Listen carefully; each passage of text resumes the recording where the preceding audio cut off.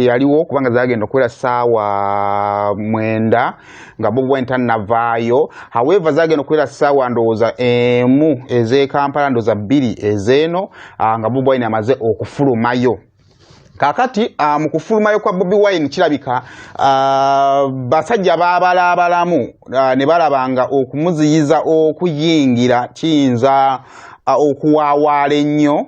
So okusinziira ku nsonda ezeesigika mu kaseera nga Kyagulanyi ali wali we baali bamudetainingidde balina okukkiziganya kwe baatuukako, era okukkiziganya kwe baatuukako kwe kwavaamu byonna bye tuyiseemu mu weekend eno. Era nga okusinziira ku kyenategeddeko ekisooka Bobi Wine baali bamukiriyalinze buli kimu okubanga alina work permit ng'ekivvulu kiri accepted bulungi nnyo n'ebifaanaganako ebyo, naye ekyenjawulo ekyajjamu kwe kubeera nga nti ebivvulu by'e Dubai ne Emirates endala zonna abantu gye bakola ebivvulu security clearance ekyo tekibaddengawo.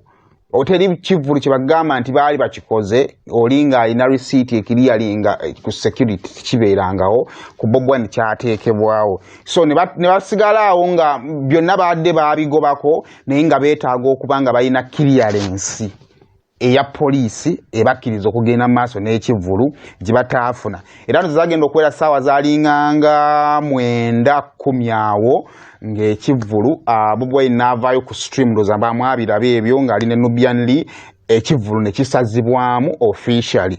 Naye kati ebibuuzo ebyaliwo ajjukira ekifaananyi kye nakulaga eky'ekisaawe, ebibuuzo ebyaliwo naye ddala nga tuvudde mu bino byonna omubanda agenda kubanga ayingira wano naye asobola okujjuza ekisaawe ekyo. Kyekibuuzo ekyali eky'amazima nange kyaliko mu mutima mulinga ngamba naye tetwegize nnyo ekisaawe ekyo ekifaananyi kinaalabika kitya.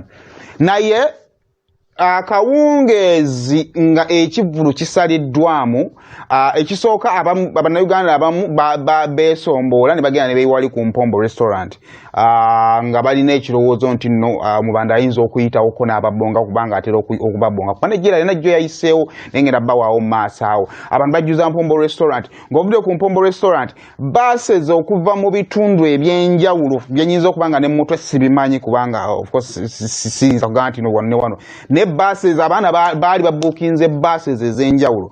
Naye example ennyangu gye nnyinza okuwa ku Union bannayuganda abasinga we bakuŋŋaanira awo wali meant kuvaawo baasi zaalinganga 3 nga zirina kusimbula awo nga zigenda eshawuja wali walina okubeera ekivvulu.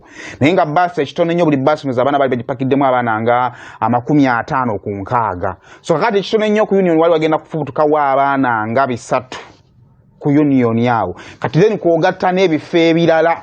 Actually akawungeezi nga bamaze okusazaamu ekivvulu wali buli muntu yayitako mu Deira n'aba Pakistani ababeera omwo nga buli omu ayogera ku kigambo kimu Bobi Wine.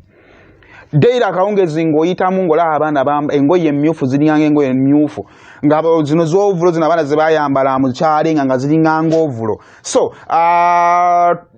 kunze nganze according to my personal observation nga sirina nawe nekubidde nga sirina nawe nkola ki, I believe kino eno event yabadde egenda kuba nnene nnyo kubanga omuwendo gw'abantu abaavuga waliwo abaana abaavuga nga bava Abu Dhabi nga agamba nti mbadde njagala mulabe e Dubai oba eshawuja gye badde batadde ekivvulu ate mmale nzereyo ne Abu Dhabi mulabe. Ekyo nakyo nga abantu abo nabo awo baaliwo. So tugenda okumalako ku Saturday ng'ekivvulu tekisobodde kukola ki kubeerayo era tekyaliyo.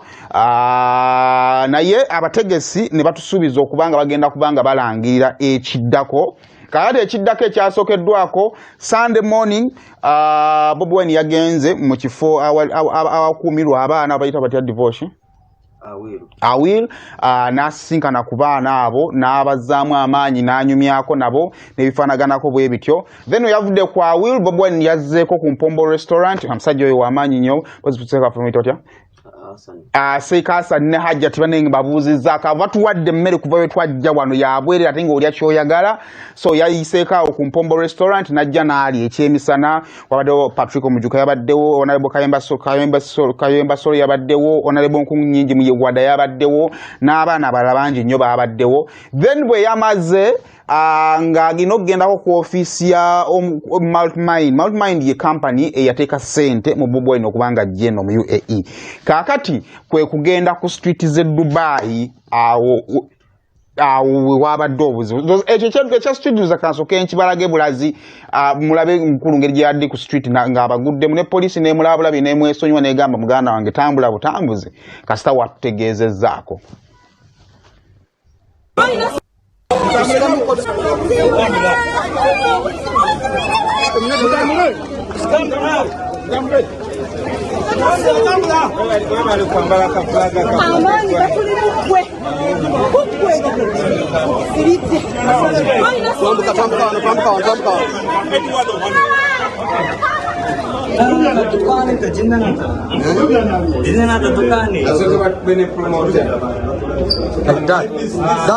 That one, yeah. It is a symbolistic definition. Okay.